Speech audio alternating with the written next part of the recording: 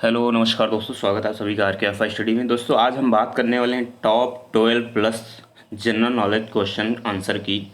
दोस्तों इसमें मैं 12 से अधिक आपके साथ प्रश्नों को शेयर करूंगा और उनके उत्तर बताऊंगा। साथ ही साथ जो ऑप्शंस होंगे उनको भी डिस्क्राइब करूंगा। तो इस वीडियो के साथ अंत तक जुड़े रहें। अगर वीडियो आपको अच्छा लगे तो लाइक शेयर सब्सक्राइब जरूर करना। सबसे पहला प्रश्न क्या है दोस्तों, ये देखते हैं। सबसे पहला प्रश्न है, निम्नलिखित में से कौन सा स्थल चित्रकला के लिए प्रसिद्ध है?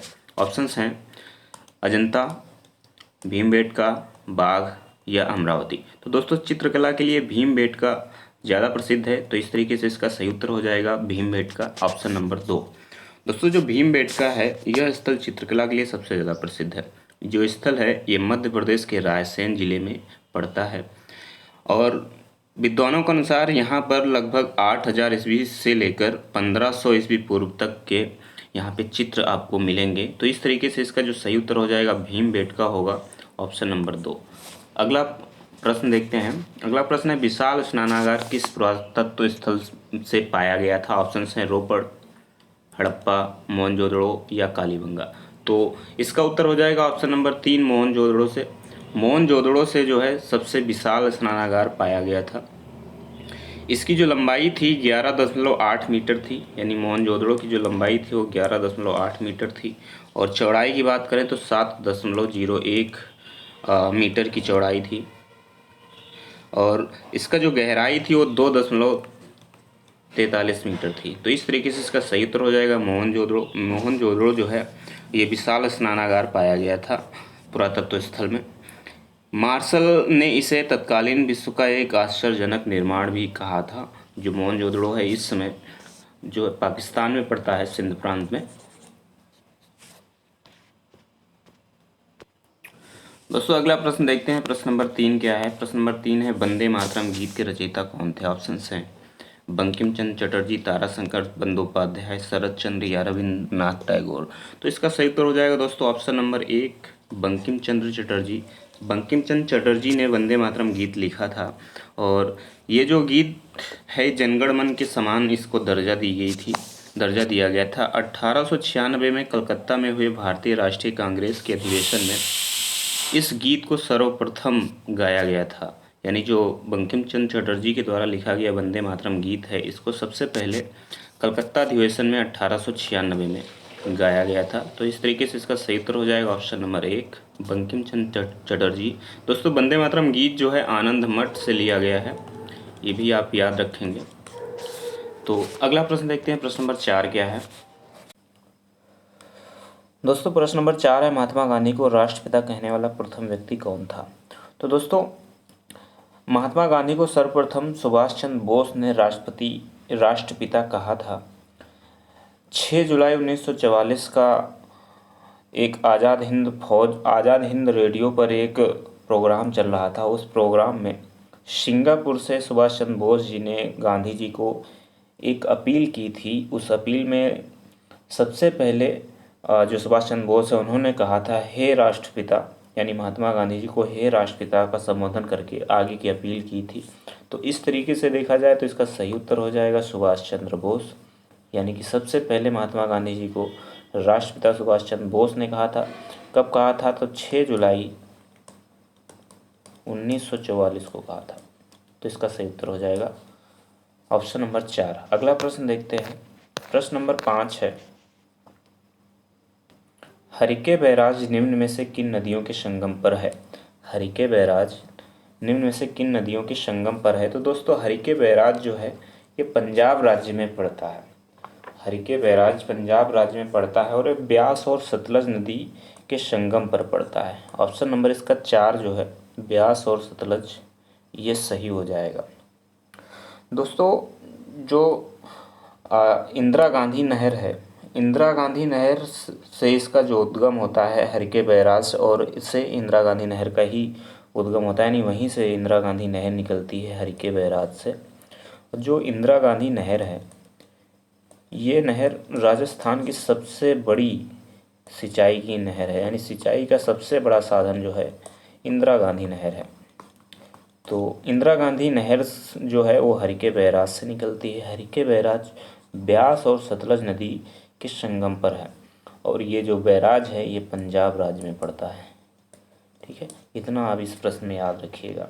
प्रश्न नंबर 6 है, निम्न में से कौन एक द्वीपीय महाद्वीप है। एक द्वीपीय महाद्वीप का मतलब होता है कि जो ऐसा स्थान जो चारों तरफ से पानी से घिरा हो उसे द्वीप कहते हैं। और ऐसा कौन सा महाद्वीप है जो चारों तरफ से पानी से घिरा है, तो ऐसा महाद्वीप ऑस्ट्रेलिया है। यह चारों तरफ से पानी से घिरा हुआ है, इसलिए इसे एक द्वीपीय महाद्वीप भी कहा जाता है। दोस्तों, ऑस्ट्रेलिया विश्व का सबसे छोटा महाद्वीप भी है, ये भी आपको याद रखना है। ऑस्ट्रेलिया महाद्वीप की खोज वर्ष 1770 में जेम्स कुक नामक अंग्रेज नाविक ने की थी। यानी ऑस्ट्रेलिया की खोज जो की थी वो जेम्स कुक ने की थी 1770। ये अमेरिका के थे, इन्होंने 1770 में खोज की थी ऑस्ट्रेलिया की। तो इस तरीके से इसका जो सही उत्तर हो जाएगा ऑप्शन नंबर 4 होगा, ऑस्ट्रेलिया। यानी ऑस्ट्रेलिया एक द्वीपीय महाद्वीप है। प्रश्न नंबर 7 देखते हैं, नोबेल पुरस्कार विजेता भारत के अर्थशास्त्री हैं, यानी वो कौन से अर्थशास्त्री हैं जिनको नोबेल पुरस्कार मिला था। तो इसका सही उत्तर हो जाएगा अमर्त्य सेन।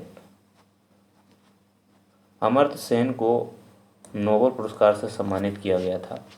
ऑप्शन नंबर इसका 2 जो है बिल्कुल सही होगा। अगला प्रश्न देख दोस्तों, अगला प्रश्न देखने से पहले मैं आपको बताना चाहता हूं कि जो अमर्त्य सेन है इनको नोबेल पुरस्कार वर्ष 1998 में दिया गया था। 1998 में इनको नोबेल पुरस्कार दिया गया था। ये इनके बाद में वर्ष 2019 में भी एक भारतीय मूल के वैज्ञानिक थे,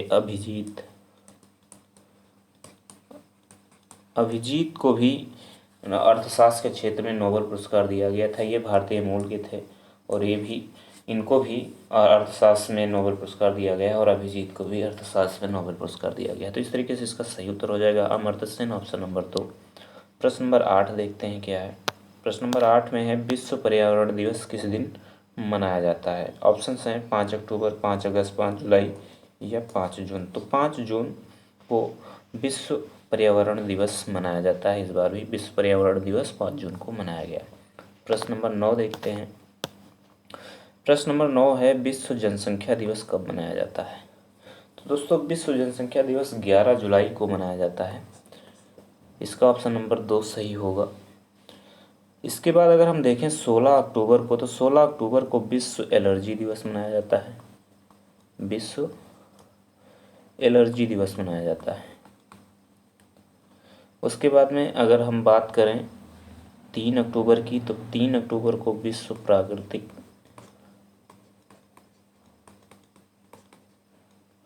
दिवस मनाया जाता है। और 5 जून को अभी मैंने बताया पर्यावरण दिवस मनाया जाता है। तो इस तरीके से 11 जुलाई इसका सही उत्तर होगा। प्रश्न नंबर 10 है, विश्व बैंक की स्थापना कब हुई थी। ऑप्शंस हैं वर्ष 1920, 1944, 1950 या 1935। तो जो इसका सही उत्तर हो जाएगा वो हो जाएगा ऑप्शन नंबर 2, 1944। दोस्तों, जो विश्व बैंक है इसकी स्थापना वर्ष 1944 में हुई थी। लेकिन जो विश्व बैंक है ये पूरी तरीके से प्रभावी हुई वर्ष 1945 में। इसका जो सही उत्तर हो जाएगा वो 1944 होगा और प्रभावी हुई 1945 में।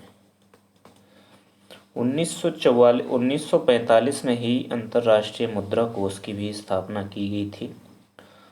और आपको बताते चलें कि जो विश्व बैंक है इसका जो हेडक्वार्टर है, यानी इसका जो मुख्यालय है वो वाशिंगटन डीसी में है। वाशिंगटन डीसी में इसका मुख्यालय है विश्व बैंक का। अभी हाल ही में विश्व बैंक के जो प्रमुख थे, प्रेसिडेंट थे, उन्होंने इस्तीफ़ा दे दिया है। उनका नाम था डेविड मालपास। डेविड मालपास ने अभी हाल ही में इस्तीफ़ा दे दिया है। तो इस तरीके से इसका सही उत्तर होगा 1944 में विश्व बैंक की स्थापना हुई थी। प्रश्न नंबर 11 देखते हैं क्या है। भाषाई आधार पर भारत में सर्वप्रथम किस राज्य का गठन किया गया। ऑप्शंस हैं पश्चिम बंगाल, पंजाब, तमिलनाडु या आंध्र प्रदेश। तो इसका सही उत्तर हो जाएगा आंध्र प्रदेश। वर्ष 1953 में सबसे पहले आंध्र प्रदेश की स्थापना हुई थी भारतीय भाषाई आधार पर। तो भाषाई आधार पर बनने वाला प्रथम राज्य आंध्र प्रदेश था, इसका सही उत्तर हो जाएगा। प्रश्न नंबर 12 देखते हैं। पोंगल किस राज्य का त्योहार है? यहाँ पे त्योहार लिख गया है, लेकिन ये त्योहार होना चाहिए था।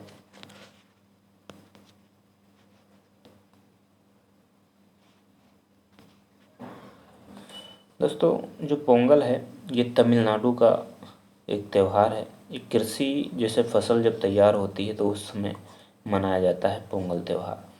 पंजाब में यही त्यौहार जो है पोंगल त्यौहार, जैसे तमिलनाडु में पोंगल के नाम से जानते हैं, इसे पंजाब में लोहड़ी के नाम से जानते हैं। और अगर यूपी की बात करें तो यूपी में इसे मकर संक्रांति कहते हैं, मकर संक्रांति के नाम से जानते हैं। तो इस एक ही त्यौहार को अलग अलग जगह पे अलग अलग नाम से जाना जाता है। तमिलनाडु में पोंगल, पंजाब में लोहड़ी और यूपी में मकर संक्रांति। तो पोंगल त्यौहार तमिलनाडु से संबंधित है, इसका उत्तर हो जाएगा ऑप्शन नंबर 2। अगला प्रश्न देखते हैं। दोस्तों अगला प्रश्न आपके लिए है, इसको आपको कमेंट बॉक्स में कमेंट करके बताना है। प्रश्न है विश्व बैंक का मुख्यालय कहाँ है? ऑप्शन हैं जिनेवा, द हेग, न्यूयॉर्क या फिर वाशिंगटन डीसी। तो इसका सही उत्तर आपको कमेंट बॉक्स में कमेंट करके बताना है। पिछले वीडियो के प्रश्न की बात करें तो पिछले वीडियो में मैंने प्रश्न पूछा था कि प्रथम वित्त आयोग के अध्यक्ष कौन थे, यानी वित्त आयोग के प्रथम अध्यक्ष कौन थे? ऑप्शंस थे केसी नियोगी, सी रंगराजन, राजा चेलिया या एन.के. सिंह। तो इसका सही उत्तर हो जाएगा केसी नियोगी, ऑप्शन नंबर 1। तो दोस्तों इस वाले प्रश्न का आपको कमेंट बॉक्स में कमेंट करके आंसर बताना है और इसका उत्तर मैं आपको अगले वीडियो में बताऊंगा। वीडियो अगर अच्छा लगा हो तो लाइक से सब्सक्राइब जरूर करना। धन्यवाद। जय हिंद, जय भारत।